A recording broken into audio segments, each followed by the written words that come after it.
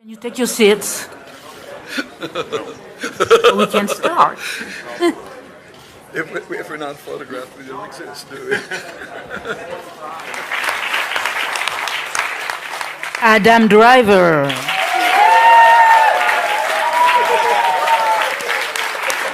And then I'm blind. This is horrible. Jeez. Congratulations for your movie, and I have a question. How did you choose your cast, and particularly Adam and Jonathan? Thank you. They were cheap. That was the main thing. Very pragmatic. Now, I think it's enough, isn't it?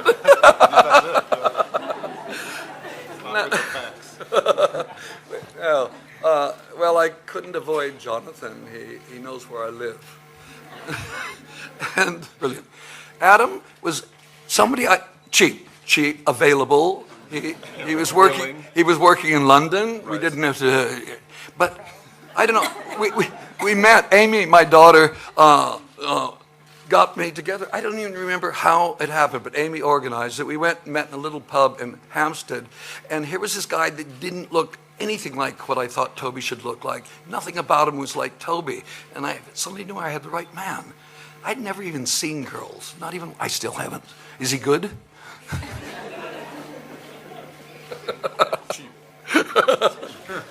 No, I mean, it's so funny how long it's taken to find the correct cast, and I really do believe that. I'm not bullshitting. Everybody in this cast is the thing I had confidence in when we were shooting the film with all the problems we were having shooting and difficulty. I didn't know what I was doing, but I knew we had a great range of actors who would save my ass, and they did. Thank you. First of all, your movies are always great, but really crazy. But oh, come on! They're realistic. They're about the real world, not the world you see in cinema normally. This is about the real world. But my question goes to Adam.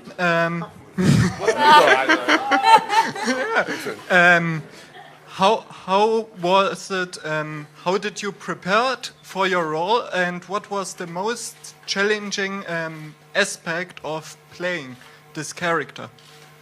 I don't know. I haven't really sought and evaluated what the most difficult or less difficult. I don't self-reflect in that way. It's always usually about how the world is collapsing and why are we all here. But apart from that, then me. Yeah, right. Yeah, I'm a selfish person by nature, so the movie made sense to me. It was mostly kind of in the script. Where'd you go? It's like boring answer. It's more where that came from. I have lots of boring things to say. When I was 13, I'm just kidding. This is a great story. I don't know how, I mean, like you're on this set, there's not any kind of preparation or idea that you have as quickly goes away when a goat is staring at you or the sheep are going the wrong way. You kind of have to trust Terry and the other actors that you're around, which is like almost a death sentence. And that was a joke. That was a bad joke. No one laughed at that. I know. It's actually quite funny. Thanks. But apart from that, I don't remember what the. I don't remember. So you didn't spend much time. I read the book, and you didn't prepare for kissing a sheep. No. Indiana, we don't do that. It's mostly cows. This is going bad really quickly. What was your question again? I don't even remember. How did you prepare? I'd answered it. Yeah, that. You try to be as unprepared as possible, I guess. That's my answer. Okay. Like now. Yeah. No more questions. Oh, I can't hear you. Can you do sign Other language? microphone? Okay. Semaphore? Yeah, I'm here. So I'm Geza Charpe from Hungary, Népszava Daily. I would like to ask you, Mr. Gilliam, how did the story change in the past 25 years? So if you had been made this film before, would it be different?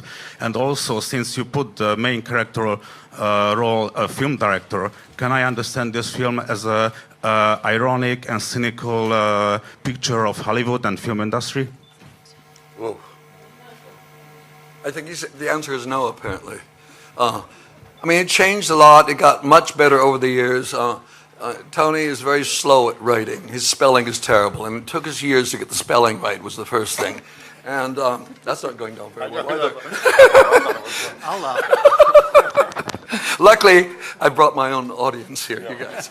They were paid to come here today. They didn't do it out of love. It was cheap, but it was money.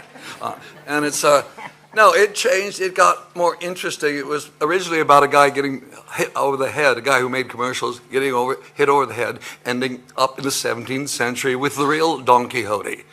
And that was expensive, so I thought if we can keep it all in the modern world, we can have planes in the sky, it won't matter, telephone lines, all, so it was, again, done for cheapness.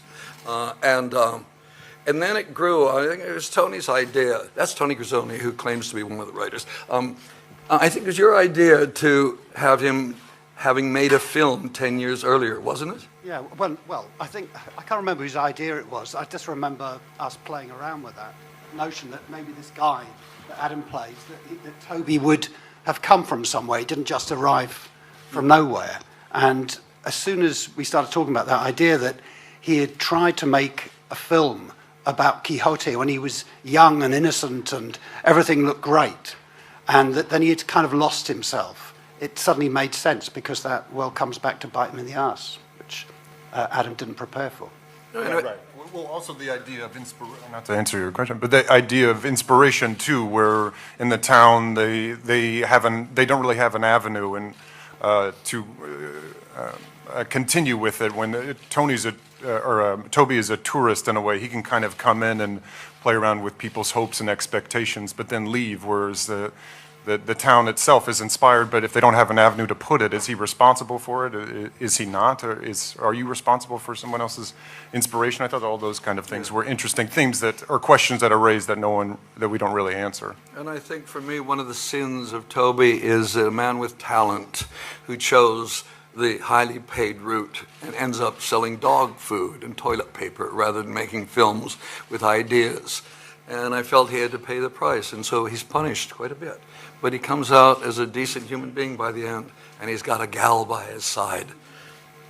A gal who is playing Sancho Panza. Cervantes didn't write this, that's why it's so modern.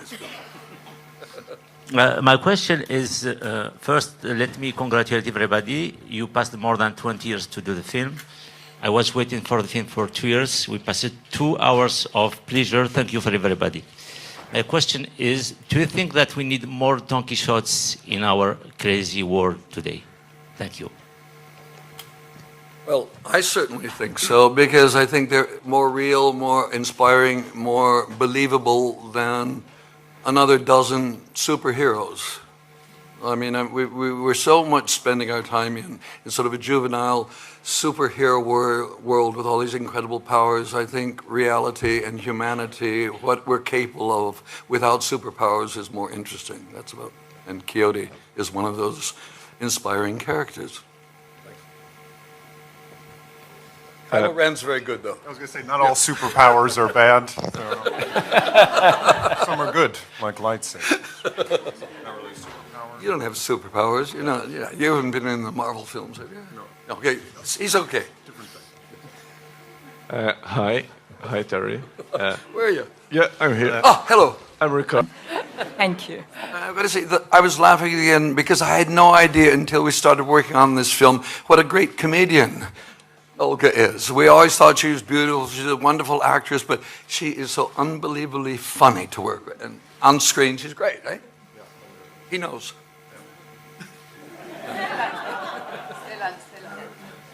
Adam? Adam? That's your turn. Oh, you, no. Stellan. No, Adam. Adam. That's you. What's it? Working with. You're here to praise me. Yeah. That's it, yeah. Great. It's completely unique to itself. I remember the last day of shooting, I was hanging upside down, wearing crushed velvet pants, by a giant. There's no other world in which that would be get the chance to do that other than working with Terry.